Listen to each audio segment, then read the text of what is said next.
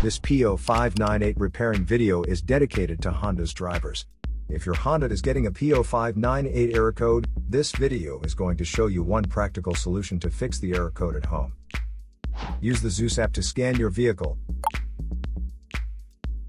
and see the error code P0598. This means that the engine's thermostat is experiencing an issue with the control voltage.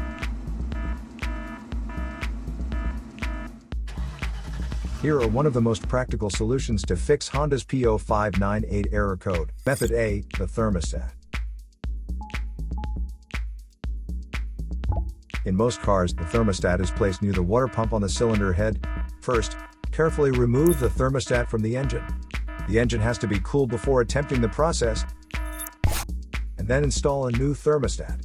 To install it correctly, you need to make sure the short end goes toward the hose, and the deep end goes towards the engine.